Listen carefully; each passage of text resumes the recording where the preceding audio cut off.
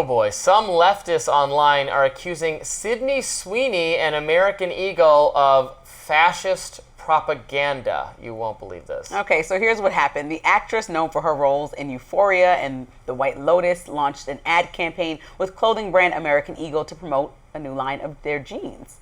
The tagline, Sydney Sweeney has great genes, and several of the ads directly address the genetic homophone.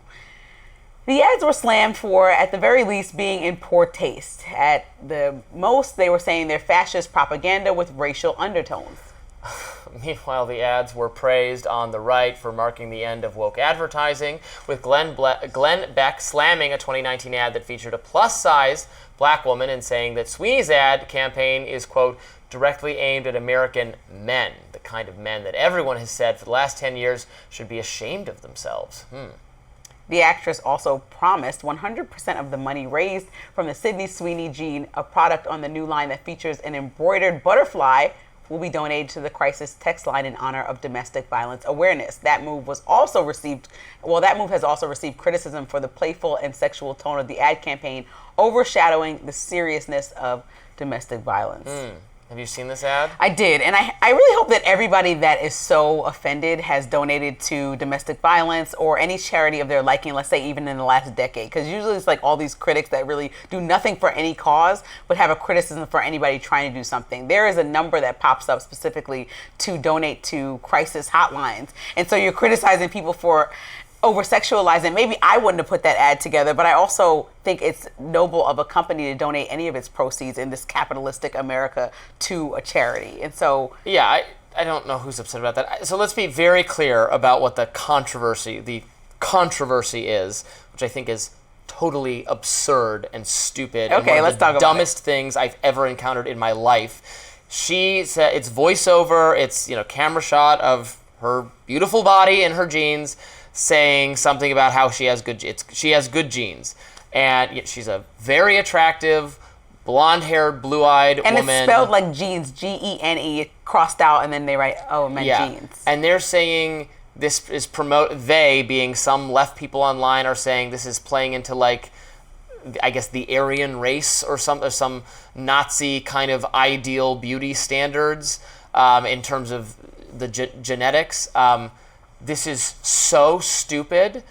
Sydney Sweeney is incredibly attractive. She is well known right now for being she's like the it girl, hot sex symbol person, and it's good advertising, and there's nothing wrong with it. And if you're reading more into this, not only are you wrong and bad, imagine trying to argue that if you like this ad, and you're trying to convince young men that if they're into this ad, that's because it's a secret Nazi message and they're probably fascists.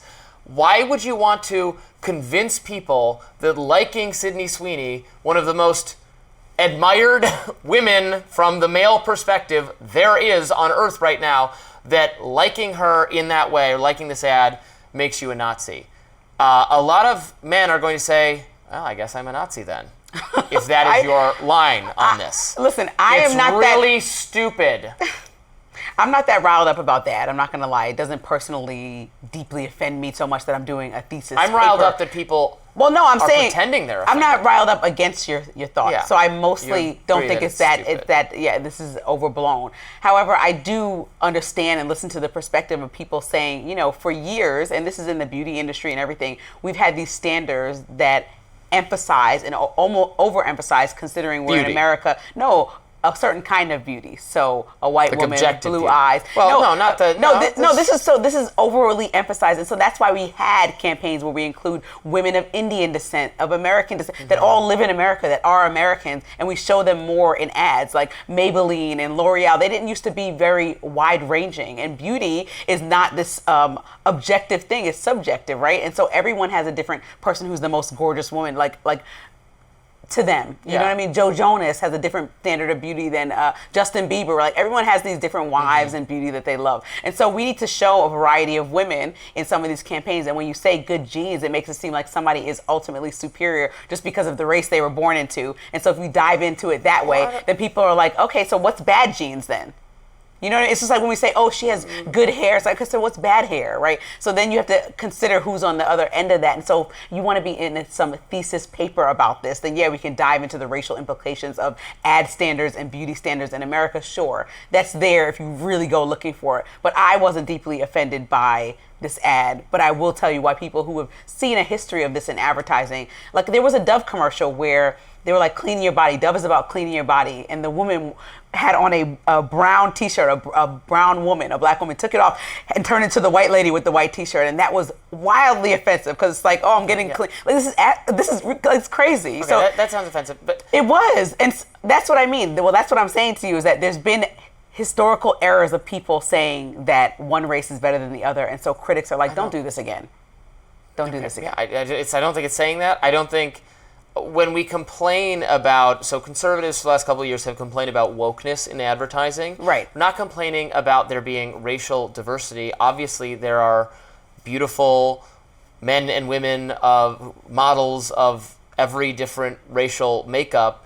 There was a effort to depict how real people look in terms of weight that I think was a little bit less well received because we're talking about beauty. And yes, there's a subjective quality to beauty, but there's also, and it changes over time what is subjectively valued in the culture, but there's a little bit of objectivity to it. No, it's not, Robby. That's what In advertising? No, it cannot. That's not how it goes. Some people like a heavier woman. Some people like a super slim woman. It's not objective in any way, okay? Mm-hmm. If I poll 1,000 men about if they're heterosexual men and about women, I'm sure I'll get 1,000 different answers. Who's your favorite ever? Now, Sydney Sweeney might pop up a couple times. Sydney Sweeney She'll is pop going up to a get couple more times in that conversation, but a plurality are going to say Sydney Sweeney. So the idea, so it's somewhat objective with also a range of different tastes and opinions, yes. But to be using in advertising someone who is objectively beautiful is fine. And it was also, it wouldn't be woke for them to have someone else of extreme popularity of a different race and say, oh, so-and-so has good genes. If they're attractive, yes. If Yeah. they're not attractive, fine. then no. The alternative to Sydney Sweeney in a different race doesn't have to be unattractive. If this ad campaign keeps going throughout the year and we see other models, Priyanka Chopra, like, you know, there's like so many beautiful women. It's like, okay. She's gorgeous. Exactly. Yeah. She has good genes too. Not a race thing at all. That's what I'm saying. Gorgeous I'd love to people see of all that. kinds of races. So American Eagle should try to thing. enhance this ad. And who's the next one coming? It shouldn't just be, again, the same exact looking woman. Priyanka Chopra has good awesome. genes too. Exactly. Lots of good genes to be had. Beyonce has good genes. We could just go down the list. And if you have good genes, you can be proud of your genetics if you are a good-looking person without having any kind of racial context to it, right? Yeah, some people are a little sensitive, and rightfully so, right? We have a history of not doing the right thing. And then, you know, some people think we overcorrected. I don't know. Were you ever a shopper at American Eagle? You know what? Amanda, who does our makeup, tells me that they have some really good things in there, so I need to go revisit. I shopped there when I was a little bit younger, but I think I need to go revisit and check it out. Weren't they known for having, like, basically, like, pseudo, like, pornographic advertisement? Or was that... maybe I'm defaming You saying them. that on the back of me saying that I'm about to go shop there? I don't like. Is that Aeropostale or Hollister? I don't remember. I'm not gonna. Aeropostale, Hollister. I can't keep any of these stores. Yeah, it was not American Eagle. American Eagle is wholesome. Abercrombie. That's what I'm looking for. They all have A names. I never shopped there. Abercrombie is the one. But yeah. Yeah. Do you remember shopping in the mall? Recently, actually. Do you go to the mall to shop? Yeah, actually, I must try something on. I'm a grandma in that way. You want to try something? Yeah. Yeah, I must try it on. Even if I get it in the mail, I'm trying it on, and then I'll send it back if it doesn't work out. I'm not going to just go with it. I'm actually going to the mall today. Really? To purchase a Nintendo Switch 2, which I will be giving my review But not to shop. Like I'm going specifically to Best Buy to get a Nintendo Switch 2. Oh, boo. I was about to say I'll come with you, and I'll go clothes shopping. We can like... Oh, yeah, we can do a... Meet you back at the food court? Meet at the food court. Okay, yeah, we'll post the review online of our shopping trip. All right, we've got a lot more to come on Rising. Stay with us.